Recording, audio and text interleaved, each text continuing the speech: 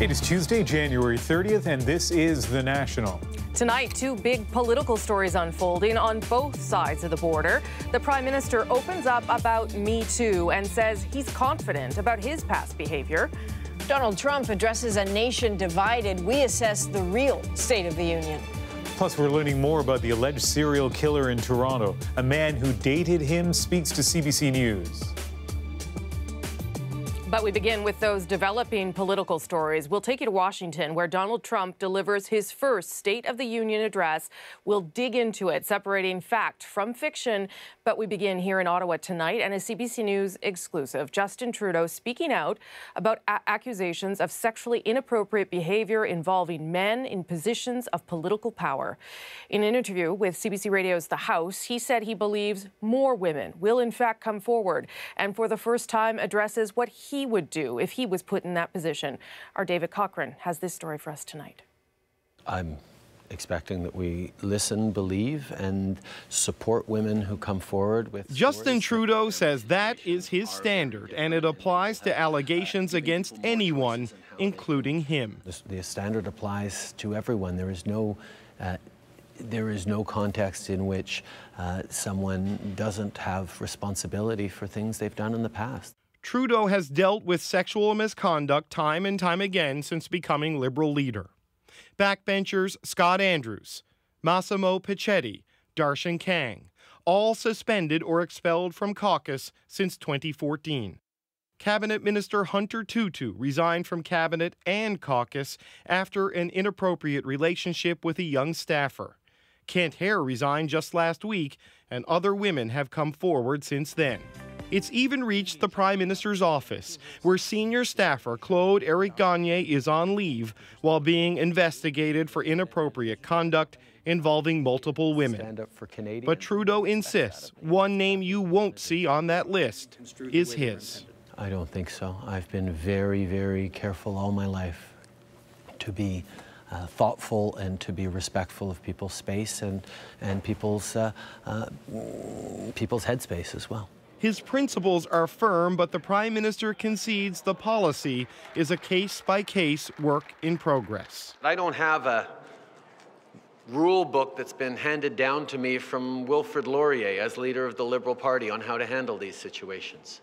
And that only amplifies the need for change. When you have women having to turn to the media or social media to get their message out, it's because there's a breakdown in the system somewhere. Do you expect we'll hear more before this? Oh, of course there's going to be more. The level of harassment and inequality and sexism in our workplaces across this country at every level has been too long ignored, and I think we've finally got to a point where every place needs to wake up. In other words, this is only the beginning of a political reckoning.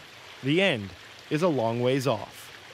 David Cochran, CBC News, Ottawa. And the host of The House and CBC's national affairs editor here in Ottawa joins me now with more about that interview, and specifically, Chris, what the Prime Minister had to say about what has become a cultural movement, certainly, but how it applies here in Ottawa and what can be done. What did he have to say about that?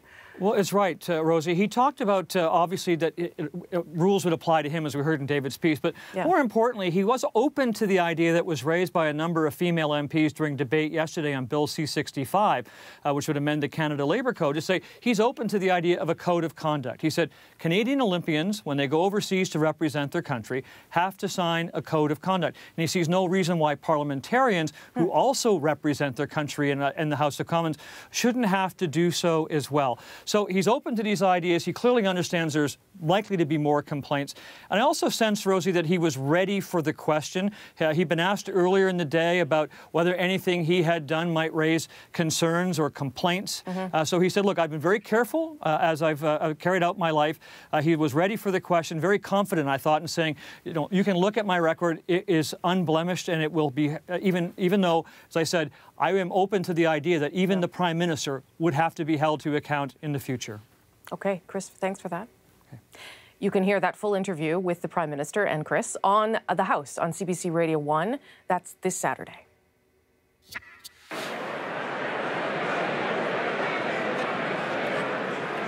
To Washington now, U.S. President Donald Trump just moments away from delivering his first State of the Union address. Members of the cabinet have just arrived there. After one volatile year in office, to say the very least, millions of people across America and around the world now waiting to hear what he has to say, with anticipation, uncertainty, optimism, dread. Safe to say everything is out there. And our own Paul Hunter is, of course, in Washington tonight tracking all of this. Paul, first year in office. There's been a lot of things happening, lots of words we could use. What's at stake for the president tonight? Plenty. Look at it this way. His presidency is effectively on fire. Almost every day it's a new crisis. If it's, not the Russia investigation, it's a tell-all book. If it's not a bickering, bitterly divided Congress, and by the way, a record number of lawmakers are boycotting tonight's speech, then it's persistently low approval ratings, angry demonstrations, and Americans who wonder if he's even fit for office, immigration issues, trade issues, you name it. So, with millions watching tonight, he's in a deep hole. But the stakes are all about what's coming 9 months from now, the midterms and Republican control of Congress. As it stands, in no small way because of the unpopularity of so much of what Trump has done and said and tweeted, Republicans risk being annihilated in the midterms, taking away their power to legislate. Game over. The question for Trump tonight, can he start to turn things around? Can he reach out and unify Americans? Can he win back the support that got him into office? Can he even prevent other Republicans from paying the price for his presidency come November? It all begins with this speech tonight. And this is the president in a live shot here arriving for his first State of the Union. Paul, one of the things that the president takes a lot of heat about is tone. We saw one kind of tone in his inaugural address, another time, the first time he addressed a joint sitting of Congress. What is at stake here tonight in terms of the advantages of perhaps shifting the tone to address some of the things you were talking about? Look, his base loves him for the tone that we would describe as, vulgar, speaking his mind, out there, speaking the way people talk. That's the tone his base likes, right? But that's the paradox, isn't it? Like, there's teleprompter Trump, and then there's the Trump who tweets and the Trump who speaks his mind at those rallies with those cheering crowds. The problem is his popular support these days doesn't go much beyond the crowd that eats up that trash talk. His challenge, if he wants to stave off annihilation in those midterms, is absolutely to get past that, to reach higher. Look, tonight he's almost certainly going to be on script, right?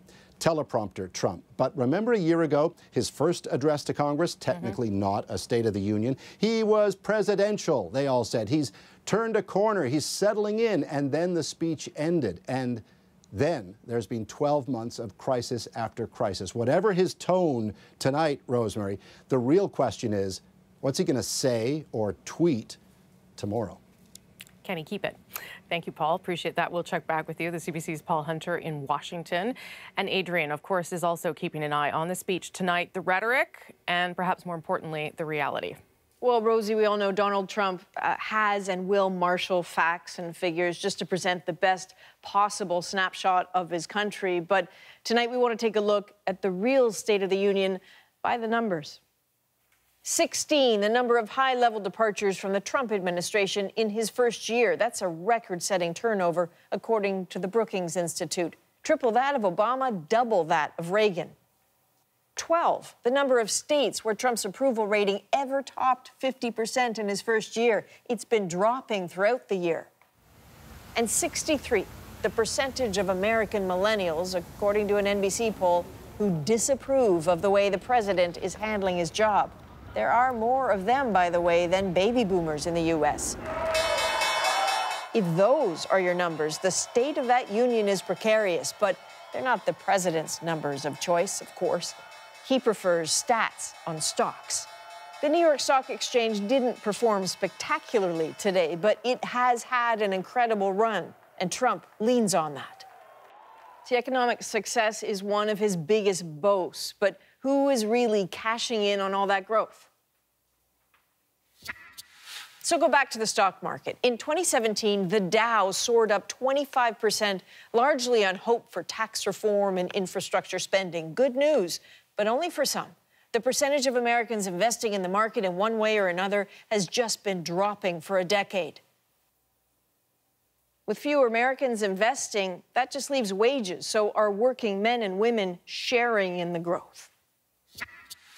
The Bureau of Labor Statistics says the average hourly wage for all private employees in the U.S. is the highest it has ever been, $26.63. Comparable Canadian wages, by the way, also at their highest, $26.68. Curiously, both American and Canadian wages grew exactly 22 cents above the respective rates of inflation. So that's not just an American phenomenon. And what about all those jobs Donald Trump promised? Are Americans really going back to work? Trump isn't wrong when he boasts of low unemployment. 4.8% when he took office, 4.1% now. Lowest in history? No. That was in the 50s at 2.5%. The yearly drop is not unique to him. It follows the trend of the last decade. This country's rate, by the way, 5.7%. That's the lowest since the start of Stats Canada records, which was 1976. So parsing the president's words is going to be an American obsession for quite some time, but those who oppose him really have to think fast tonight. One politician in particular pegged to deliver a rebuttal to Trump's address as soon as it ends. And this year, a young Democratic congressman by the name of Joe Kennedy. That's right, one of those Kennedys. He's kept a relatively low profile since his election to Congress in 2013, but that all changed last year. Listen to this fiery response to House Speaker Paul Ryan's comment that killing Obamacare was, quote, a mercy. Mercy. Defined in purely secular terms, it's compassionate treatment for those in distress. It's kindness, and it is grace. There is no mercy in a system that makes healthcare a luxury. There's no mercy in a country that turns their back on those most in need of protection, the elderly, the poor, the sick, and the suffering.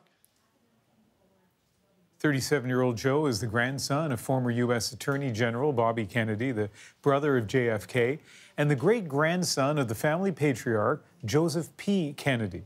The choice has been praised by some who say Joe breathes new life into the Kennedy political dynasty, and criticized for that same reason by some in the grassroots who feel the party needs new blood at the top. Of course, either way, getting chosen to deliver the rebuttal to the State of the Union is a sign of being a rising star in the party, and several have gone on to the White House. Gerald Ford, George Bush Sr., and Bill Clinton went on to be president. Joe Biden and Al Gore, vice president. But for others, it's been a double-edged sword. Some have even called it a curse. In 2009, Louisiana Governor Bobby Jindal was a Republican star. Happy Mardi Gras. Americans can do anything. I still believe that to this day. The strength of America is not found in our government. We place our hope in you, the American people. But after that rebuttal of Obama's first congressional speech was heavily criticized as cheesy, his presidential hopes sank like a stone. And in retrospect, Marco Rubio's 2013 State of the Union rebuttal almost looks like a foreshadowing of disasters to come. Sweaty, seemingly ill-prepared, this awkward scene is what many people remember most. Though for sheer awkwardness, it's hard to beat Democrat Steve Beshear's rebuttal of President Trump's first congressional speech at a diner last year. We are one nation, under God, indivisible, with liberty and justice for all. Thank you. It wasn't exactly electrifying. A key issue likely to be addressed in the State of the Union is trade, and former Prime Minister Brian Mulroney delivered a passionate defense of NAFTA today in front of Washington lawmakers. Who in his right mind would want to place this in? If I were the senator from Indiana and somebody wanted to place this in jeopardy in my state, and I'm sure it would be your attitude, there'd be one hell of a ruckus. Because, you know, if it ain't broke, don't fix it. We can modernize NAFTA, we can improve it, we can do all kinds of things, but we shouldn't throw it away. For about an hour and a half, Mulroney testified before a U.S. Senate committee, touting the benefits of the free trade deal for all sides. Mulroney was the prime minister that negotiated NAFTA. We also know that he's been advising Justin Trudeau on the current free trade talks. Still ahead on The National, a CBC News exclusive reveals traumatic stories from so-called Indian hospitals. Meet some of the people bringing lawsuits against the federal government. The trial over the death of Stanley Bushey begins. We take you into the heart of a divided community. Plus, alarming new details about the night Bruce MacArthur was arrested, and our Ioana Remiliotis on why so many people who knew the alleged serial killer say they did not see the charges coming. Oh yeah, I mean, that's totally different from what the person I met. So I don't know if I would, you know, say, okay, I'm gonna go for a weekend again with you.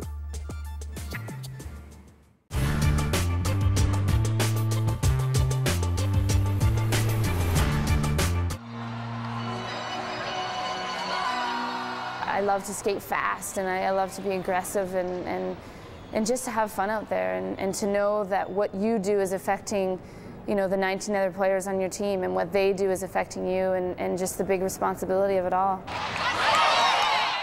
But it's a responsibility Cassie Campbell is used to. The very moment she was born, she came out with the loudest scream you've ever heard. She's been playing hockey since she was 6, when her mother Eunice finally gave in. She whined and carried on in the car. She wanted to play like her brother, and she was ecstatic when she got the chance to play hockey. Initially, they didn't tell the boys she was a girl. Her mother dressed Cassie at home and then drove her to the games. They didn't know I was a girl in my first team until I had a swimming party at the end of the year. And she kind of jumped up a little bit and said, "Yippee, I can wear my new 2-piece bathing suit to the party." And all the boys just kind of went, "You're a girl?" Nobody knew she was a girl, and they had voted her most valuable player. The success has continued from that first team, 8 years on Canada's national team, and 4 years ago taking the silver medal at the Olympics in Japan. In Nagano, my life was kind of, you know, changed instantly when I came home. And part of that meant a shift from player to product. Media appearances, sponsorship, including the cover of a Cheerios box, and the team of advisors to shepherd her to public appearances. I just kind of soak it up, and, you know, I learn every day and just try to become better. 1999 World Championship. She's also a hockey hero, an example for the young. Here, her jersey hangs at the Hockey Hall of Fame. Andrew Podniks is a hockey historian and author. In a lot of ways, you can say that you can compare her to Wayne Gretzky in terms of her ambassadorship for the game. You know, she always makes herself available to the media. She's out in the community.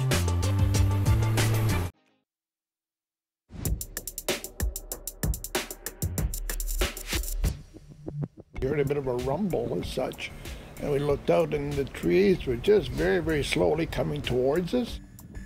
On The National tonight, heavy rainfall causing more damage on BC's south coast. A large chunk of a backyard was ripped away in a landslide in White Rock, just south of Vancouver, forcing the evacuation of 2 homes. No one was hurt, and crews have been working to stabilize the ground. I think it's the right thing to do. I feel very strongly it's the right thing to do, but that I don't discredit those who disagree with me. Halifax councillors have voted to remove a controversial statue commemorating Edward Cornwallis, the military officer who founded the city. Cornwallis is also known for offering a cash bounty to anyone who killed a Mi'kmaq person. The province's Assembly of Mi'kmaq Chiefs had demanded the monument be removed. The statue will be put in temporary storage until the city decides what to do with it. As a police search for human remains widens in Toronto and beyond, we have new exclusive details tonight about alleged serial killer Bruce MacArthur, why former sexual partners chose to cut ties, plus another former lover who still can't believe what MacArthur is accused of. I really don't know. If I would talk to him again or not, I don't know. It's hard to say. I mean, he didn't do anything to me.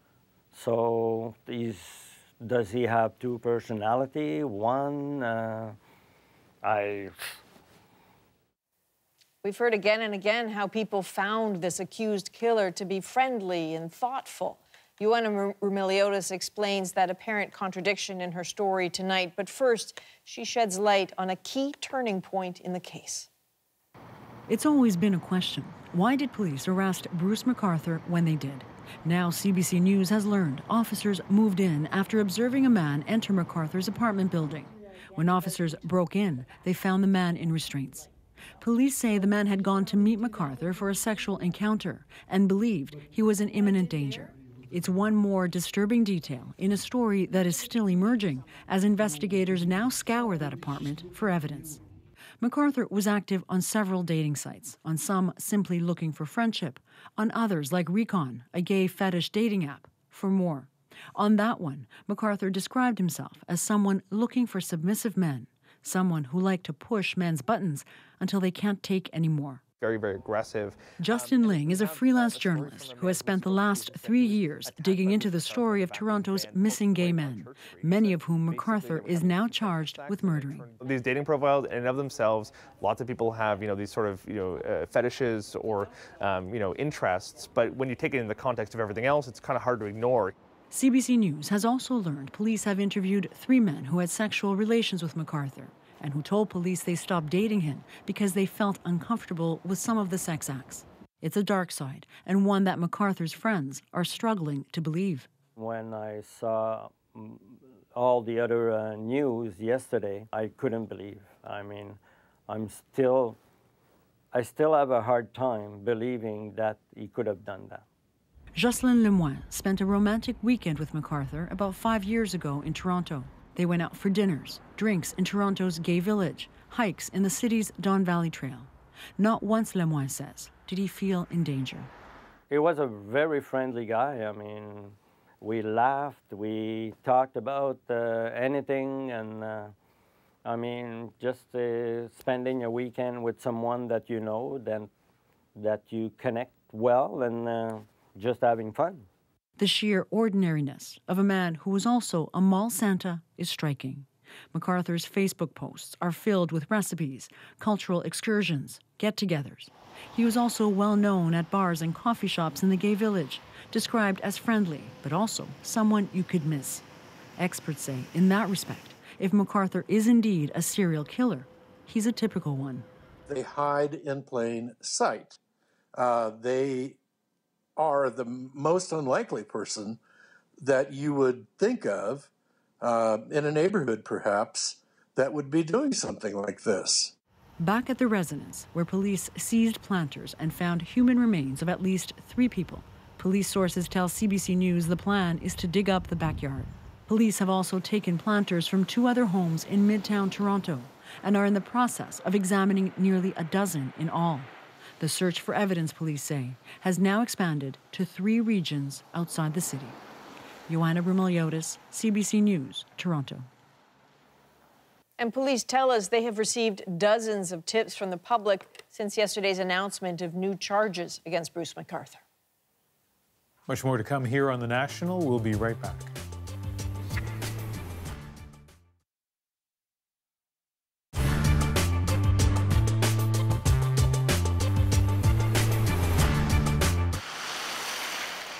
The Hudson's Bay Company founded Edmonton and just about every other city in the West in its quest for fur.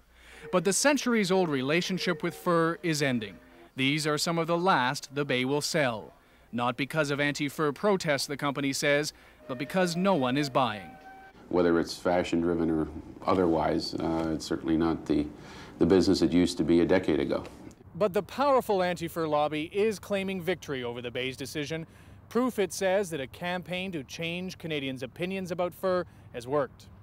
Oh, well, we already knew it was going to work because of the way Europe has gone and the United States as well. It was just a matter of time because Canadians are more conservative. The Hudson's Bay Company was created to buy beaver pelts from Canada's natives and ship them to market in Europe. The relationship endured into this century, with natives trading their pelts for food and dry goods at remote Hudson's Bay outlets. Author Peter C. Newman has written about the Bay's place in Canada's history. It's the oldest company in the world, incidentally. And for them to withdraw from the last vestige of their genesis of the beginning, I find a little sad because they're now just another department store. It's also a loss for more than 100,000 Canadians like Bill Abercrombie who still make a living from the fur trade. Good catch, though.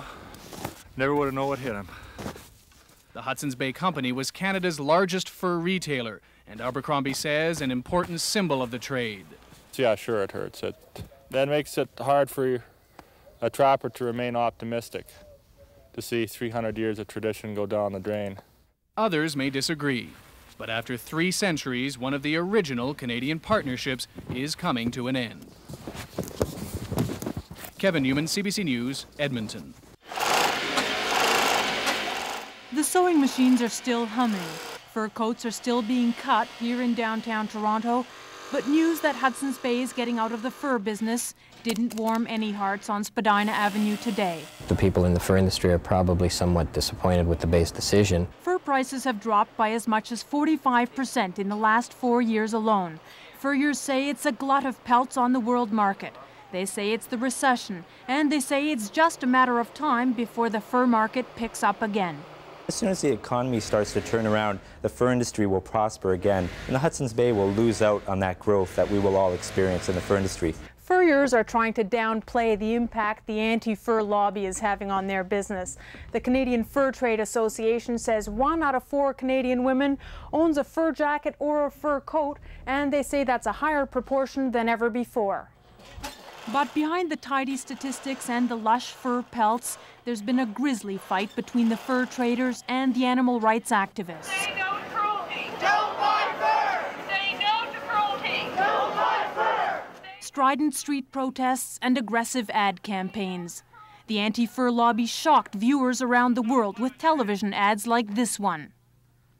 Or poster ads like these that try to shame people out of wearing furs. The furriers have fought back with billboard and magazine ads like this one. Furriers like Harry Papadopoulos say animal rights activists have intimidated some fur wearers. I think it's gotten our customers saying, geez, you know, are these people going to come up to me? But it's also gotten a few of our customers to say, well, if they do come up to me, I'll take a good shot at them with my bag.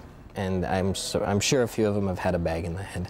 Animal rights activists say the battle is far from over, but they're claiming this as a victory for their side. Consumers don't want to buy fur, and I think that consumers don't want to buy fur because they know now what's involved in the production of a fur coat, and they're saying, no, we are not going to buy these products of pain. Regina Hickel-Sabo, CBC News, Toronto.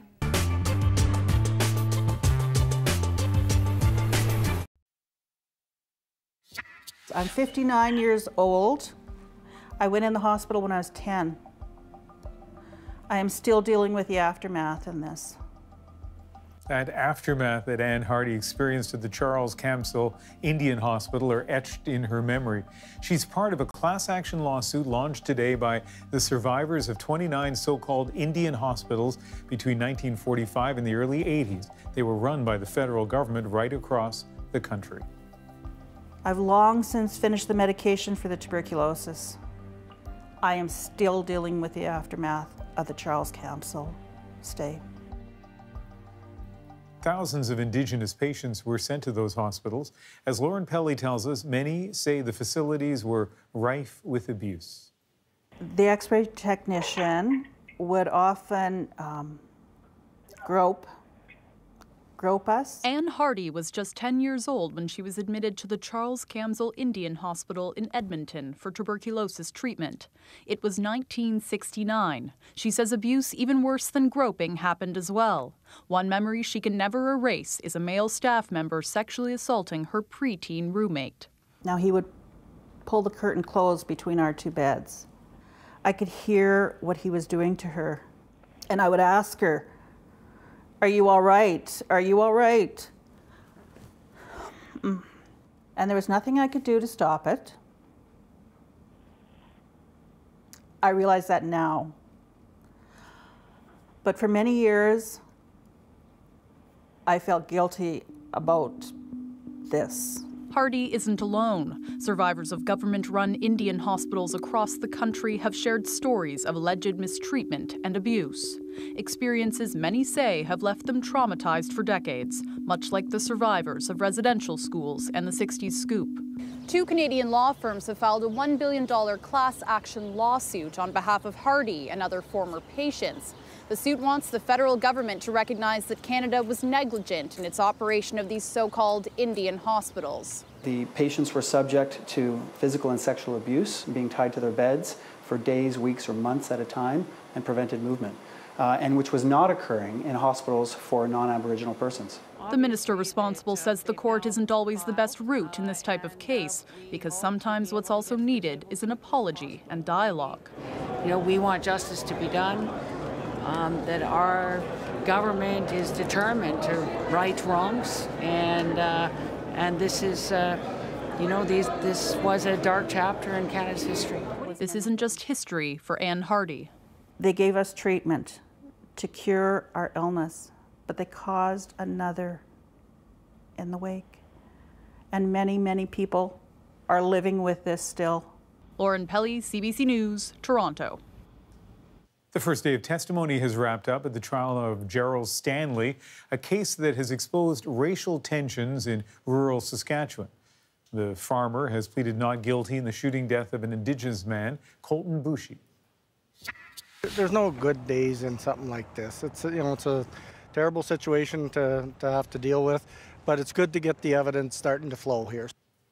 The Crown says Boushie and his friend showed up in an SUV at the Stanley farm unannounced on August 9th, 2016, and that Stanley's son will testify that he and his father thought the teens were trying to steal a quad vehicle.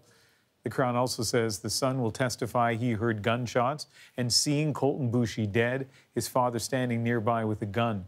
The first two witnesses today were RCMP officers. Boushie's death has split the local community. As Olivia Stefanovich tells us, it's highlighting tensions between farmers and the Indigenous community. Colton Boushie's uncle came to court today, not just for testimony, but honor. Here's an Eagle fan, and I bring it in. And this is for truth and justice. He's seeking justice for his 22-year-old nephew, Colton Boushie from Red Pheasant First Nation, who was shot and killed here, allegedly by farmer Gerald Stanley. The property is now for sale. The house empty, secured by chain link fence, a reminder of all the lives that were affected on a summer day 1.5 years ago. This is the place at the heart of the trial. What happened here on August 9th, 2016 is the central question for jurors. How Colton Boushie and his friends ended up on farmer Gerald Stanley's rural property and why Boushie was shot and killed. The Crown is starting to paint that picture, showing jurors crime scene photos from the RCMP, pictures that were graphic, showing Boushie lying bloodied face first on Stanley's gravel driveway. It's been hard on us to sit there and to hear, just to be in there. That's how many people in Saskatchewan feel. Boushie's family and supporters say they believe this case symbolizes the racial divide in Canada. They're troubled that there are no visibly identifiable Indigenous jurors hearing the case. But Stanley's lawyer says it's not a referendum on racism. Either way, the trial is polarizing for many. Obviously, we don't think it's a racial issue at all. The rural community is paying attention. We're hoping if some good can come out of this, if there is any way that good can come out of this, it will be to better educate the public of, of what their rights are as private landowners. After court today, supporters embrace Boushie's family. I just want to encourage people to come out for themselves, come bear witness, and hear it for yourselves as everything unfolds, and just to be present. Difficult and emotional, but this is just the beginning. We'll be here tomorrow, and we'll be here for every day after. Olivia Stefanovich, CBC News, Battleford, Saskatchewan. As Olivia mentioned, Boushie's family is upset that no visibly Indigenous people were chosen as jurors to oversee this trial. During the selection process, lawyers on both sides rejected prospective jurors of various ethnicities. It was really difficult to sit there today and watch every single visible Indigenous person be challenged by the defense. It's not surprising, but extremely frustrating. Being tried by a jury of peers is a cornerstone of Canadian justice. And 2 years ago, the Supreme Court of Canada weighed in on what that meant. Courts have to make a reasonable effort to find juries that are representative of the community. So there's no legal requirement that those hearing a case involving Indigenous people must also be Indigenous. The Supreme Court says perfection is not required. In this case, a jury pool of more than 200 people showed up, and 7 women and 5 men have been chosen and will now determine whether to convict or acquit Gerald Stanley. We're going to go to the UK now because what was supposed to be a secret report on the potential economic impact of Brexit has become a public mess for the government of British Prime Minister Theresa May. This is a cover-up, Mr. Speaker, pure and simple, and it stinks. The leaked analysis suggests 3 scenarios over the next 15 years, none of them particularly good. If Britain manages to keep its access to Europe as one single market, it says economic growth would still be weakened by 2%. That's the best-case scenario. Under a comprehensive free trade deal with the EU, it says growth would be even weaker by 5%, and that no trade deal at all, growth would slow by 8%. As Thomas Daigle tells us, it's more bad news for a government trying to sell Brexit to so many naysayers. For a parliament with such a storied past, rarely has the future seemed so unsure. Order. Urgent question. With Brexit coloring practically every debate here these days, MPs went at it again, this time over the paper never meant to be published. The article is a selective interpretation of a preliminary analysis. It is an attempt to undermine our exit from the European Union. A government minister distancing himself from government research, maybe because all outcomes look bad, or because the government swore it had no such research to begin with. An analysis has been produced after all. This is now piling absurdity upon absurdity. Stop Brexit! This is the scene every day outside Parliament. At least a few pro-Europe demonstrators standing outside demanding the British government continue to have ties with the European Union. The leaked report only serves to embolden them and anyone else who feels the government's grip on Brexit is slipping.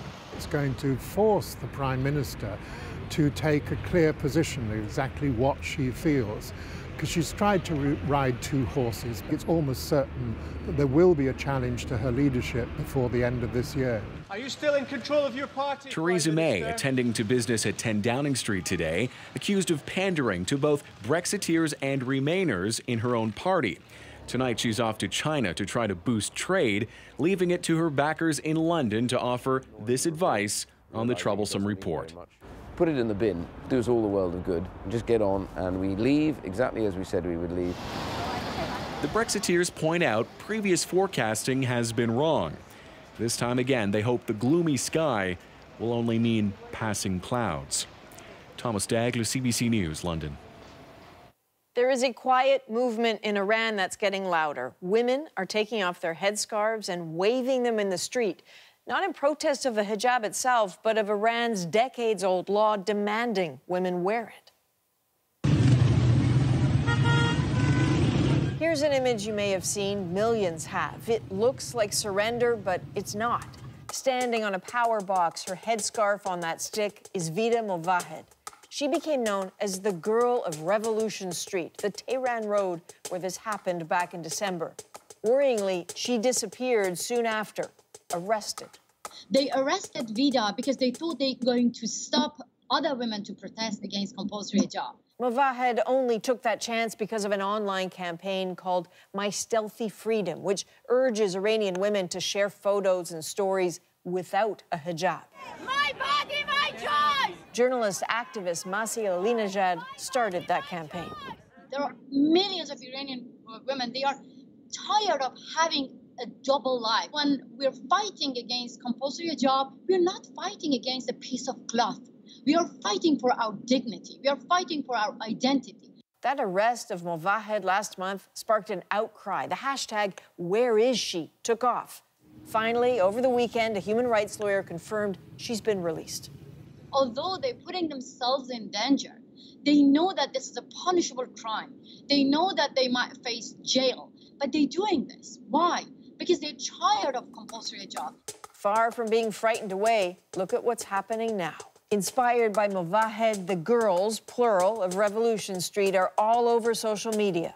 One, then another, then more, new pictures almost every day.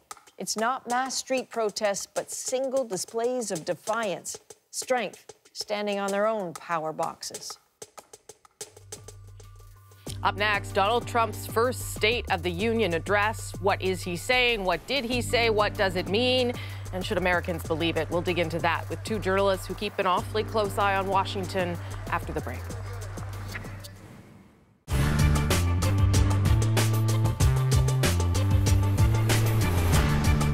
This year 2000 election is not the first U.S. presidential vote with a razor-thin margin that has come along to test the U.S. Constitution.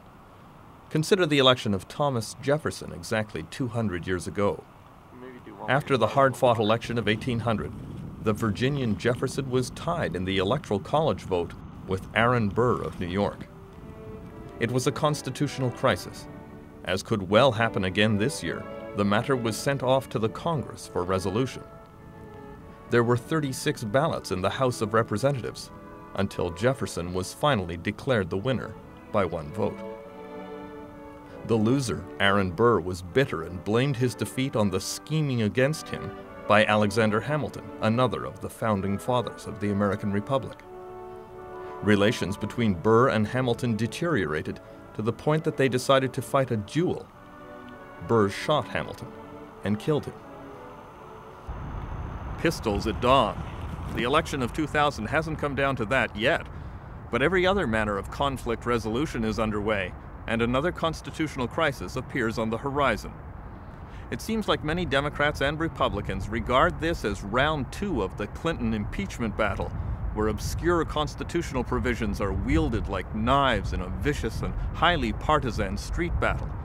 The national interest seems to get lost in the melee. Well, there was always that question, is he really one of us? David Marinis of The Washington Post is author of First in His Class about Bill Clinton and The Prince of Tennessee about Al Gore. He says Gore learned some clear lessons from the impeachment battle that are guiding him now. The last time I interviewed Gore, I asked him, what did you most learn from Bill Clinton? And he said, perseverance. And he's, that's what he's trying to do here, to overcome any sort of public relations that might go against him by just hanging in there, hanging tough and thinking things will break his way. But he doesn't have Clinton's luck, so I'm not sure it will happen.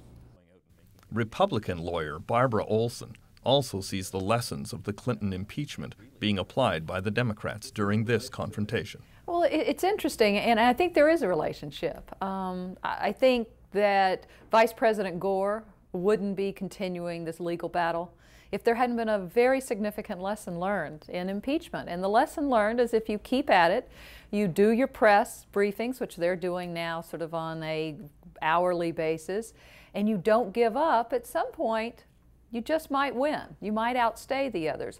We kept hearing in impeachment about the rule of law and how important it was. It didn't triumph in impeachment. Now we're hearing once again that we should ignore the laws of the state court. It's the will of the people. Democratic lawyer Lanny Davis served as special counsel to President Bill Clinton and is amused by the Republican calls for Democrats to give up already, just as they did during the impeachment process. They're only saying give up already because they don't want the votes to be counted. If they weren't concerned about the outcome, they wouldn't really be making this argument. They're using the words recount, but there has never been any count of at least 10,000 ballots in Dade County, which is the location of Miami, because those ballots were rejected.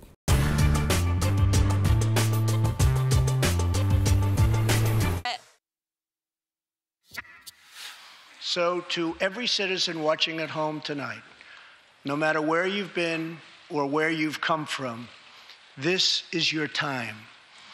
If you work hard, if you believe in yourself, if you believe in America, then you can dream anything. You can be anything. And together, we can achieve absolutely anything.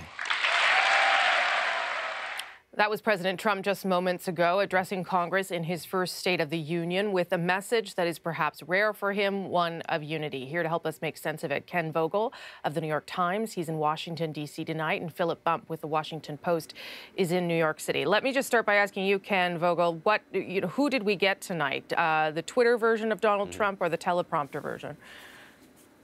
Oh, the teleprompter version, absolutely. And Trump has shown an ability to give these kinds of big speeches stick to script. It's something that you would expect the president to be able to do. But that said, we've seen Donald Trump defy a lot of conventions and go off script many times. This time, he's sticking to the script. He's given a speech that his advisors carefully crafted in an effort to reach out across the aisle to potentially lay the groundwork to strike deals on big issues facing the country and facing the Congress, like on immigration reform. He's going to spend a lot of time in the speech talking about that, laying out 4 pillars of immigration reform. They're not necessarily ones that will be hugely popular with his base. Some of them will be, including building a wall on the U.S. border with Mexico, but others will not be, including granting a path to citizenship for 1.8 million Americans who were brought here illegally as children. That's something that could potentially find some support on the left, but not a ton, and will likely inflame some elements of his base. So lots of attempts at unity, but when you looked at just the pictures, even, Philip, Democrats were not standing up at all. I mean, not that they do often, but not even once. So what kind of gesture do you see already in this speech that might do some of what Ken is talking about, and that is provide action on unity? Well, I think the fundamental question here is that Donald Trump has, multiple times over the course of his presidency and even during the transition period, he has claimed that he seeks to have a united American public that stands behind him. But the problem is, for every speech that he gives like this, there are 20 tweets and 40 interviews that he gives in which he says something that is deeply divisive, in which gets the Democratic base extremely irritated. And so part of the challenge that he faces is himself, that he can stand up there and give this speech and stay on the prompter and be the sort of presidential president that people always say they want to see. And then tomorrow he gets on Twitter and he calls Chuck Schumer, the Senate Minority Leader, crying Chuck Schumer. And so is Chuck Schumer going to want to work with him? On top of that, of course, is the issue that no one can trust that he's actually negotiating in good faith, because he changes constantly what it is that he says he wants out of deals. It's very hard then for the Democrats, whose base hates Donald Trump, who can't rely on him to be a stable, uniting president, to then negotiate with him as well, because he changes what the terms of the deal are pretty consistently. He could give the best speech ever tonight, and I'm not sure it would make a difference. Well, so what difference would it make to Republicans, though, Ken Vogel, who are gearing up for midterms, are worried about that, are worried about some of the things he said? Is some of what he's saying tonight about that, and he's saying it to them? Yeah, absolutely. I mean, he's trying to buck up his own base as well. That said, there's really nothing in it for Democrats to try to work with President Trump here in 2018 in the run-up to a midterm elections, where the electoral landscape is very much tilted in their favor. And sure, he's extending a little bit of an olive branch, or at least laying the groundwork for some potential deals on big issues, but there's no incentive for them to really come to the table, not just because of what Philip just laid out there, this deep distrust, reservoir of distrust that he's built with the Democratic Party and even with elements of his own party. But beyond that, just the electoral realities suggest that this is maybe a rare moment of an offer of bipartisanship that probably will not be taken up by Democrats, and probably will not go a long way towards setting the agenda for his own party either. Two issues of policy I just wanted to translate for people, if I can. He did make mention of trade, and we are, of course, negotiating NAFTA right now. We're on another round. And in the speech, he calls for fair and reciprocal trade. He doesn't talk about Canada or NAFTA in particular. But, Philip Bump, what is he signaling there in terms of what he wants trade to look like going forward?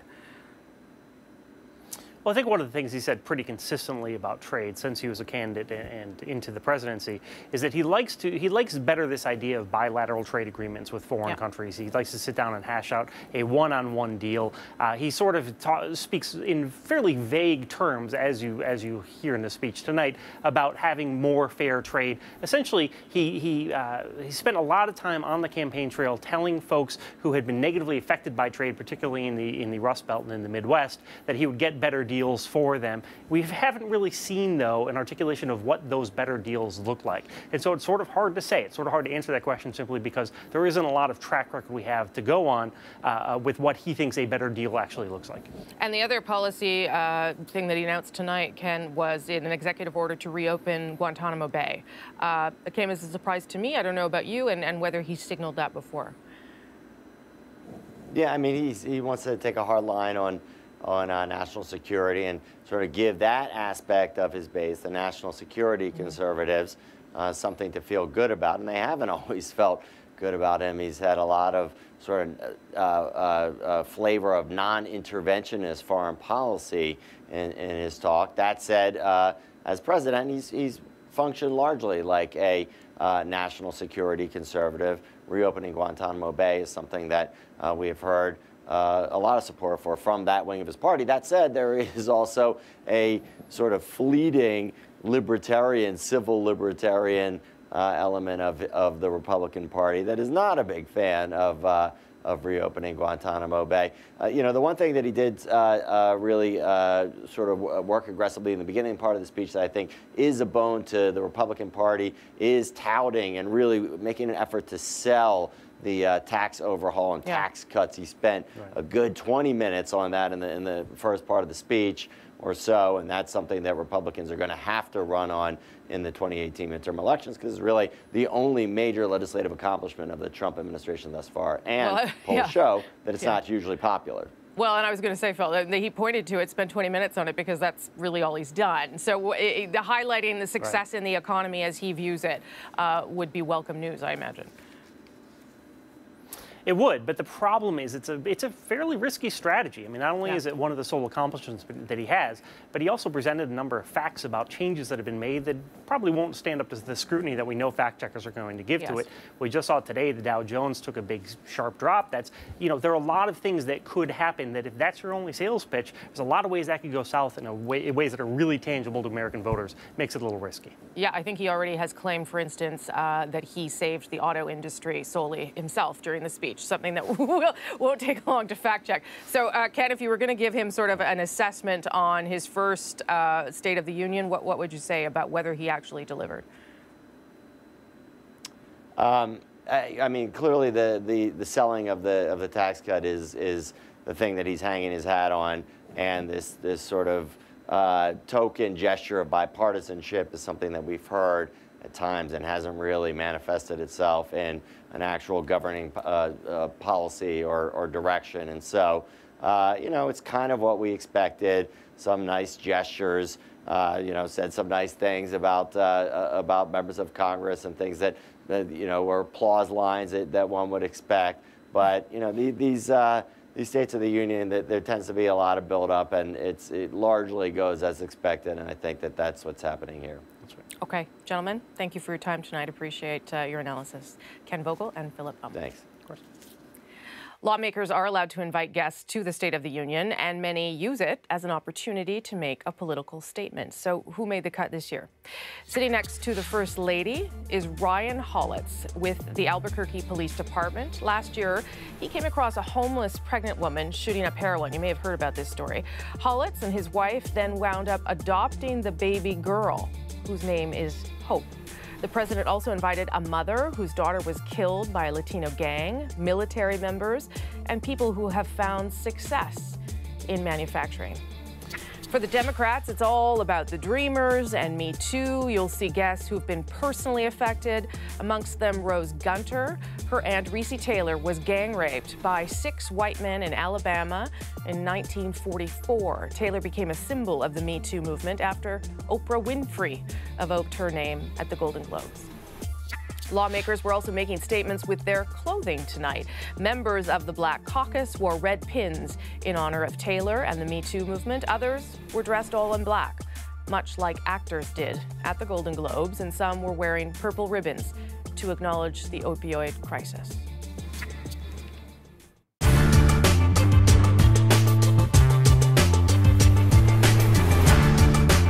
David Mitchell's an art dealer with a problem.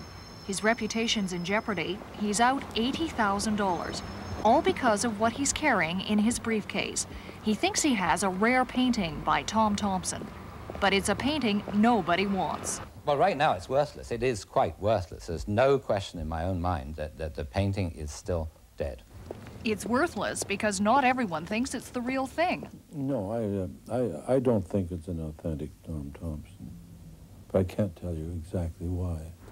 Even those who think it is can't say for sure. I feel pretty confident that is his.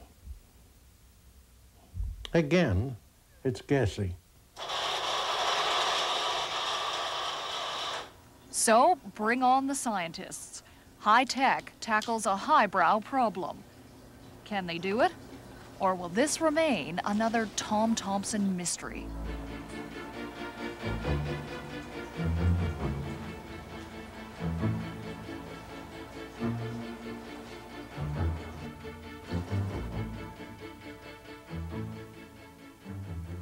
Here's what has people puzzled.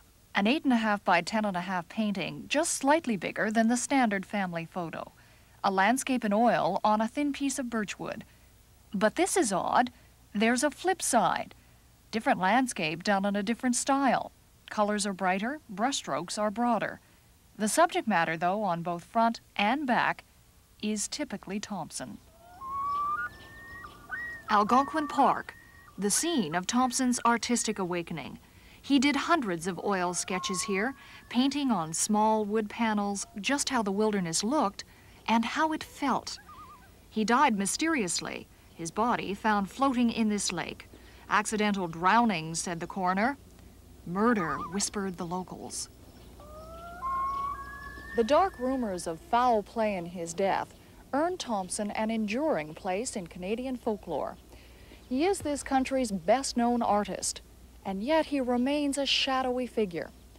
He was a loner who spent months at a time in the park, often painting 2 or 3 sketches a day. Adding to the Thompson mystique is the fact that he rarely signed his works, and he gave some of his panels away to people who admired them. Today, no one knows for sure just how many Thompsons are out there, and no one can rule out the possibility of one surfacing now.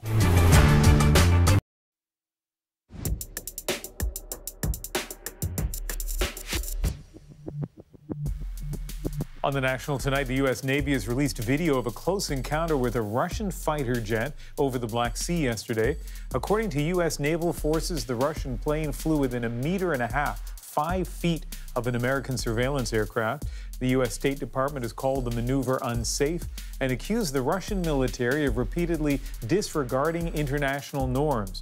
Russia insists its plane approached at a safe distance.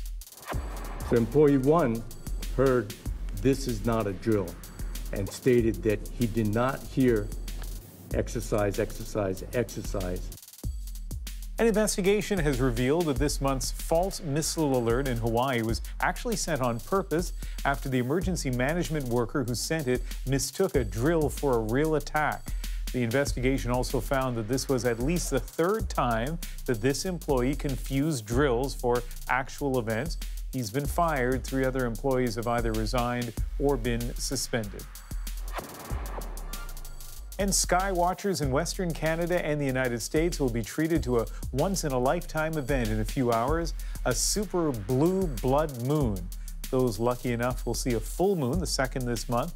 It will be brighter because it's closer to Earth, and it will happen at the same time as a total lunar eclipse, and that will make the moon appear red.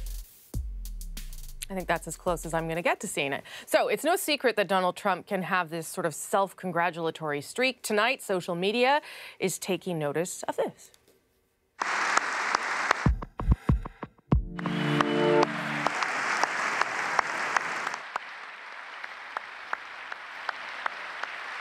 Just some scenes from tonight's State of the Union address as Donald Trump joins in for a while on the applause. It can be pretty loud in the mic there, causing some viewers at home to complain online. As well as clapping, he also at times gestured for people to stand up for him and clap, encouraging them in a standing ovation. He does this, though. He likes to clap for himself, Yes. and he seems to be very good at positioning it right close to the microphone. Already in the last half hour or so, there's so many memes created about please get away from the mic with the clapping. Not to out the 2 of you, but you never clap for yourselves? I've been known to clap for myself. I've seen that. That's not surprising from you. I saw Hollywood people do it. I thought it would be okay. Anyway, nonpartisan comment, just thought I'd bring it up. And I guess we should say goodnight. Good night. That's the National for January 30th. Good night.